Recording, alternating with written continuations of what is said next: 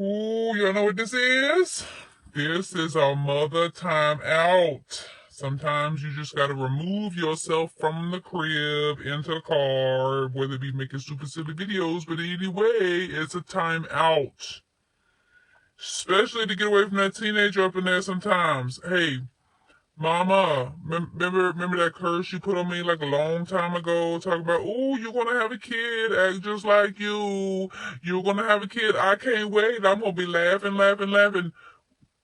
But it's not funny anymore, Mama. Can you take the curse off me now, please? Can you take it back? It's not funny anymore. I need you to take the curse back, please. Oh wait a minute. You could just take the girl. Just take the girl back. 5, 10 years tops. You take the girl, leave the curse on me, and then everybody wins, right? Everybody wins, and nobody gets hurt. I'm not a fan of these years, people. I'm not a fan of these teenage years. Word.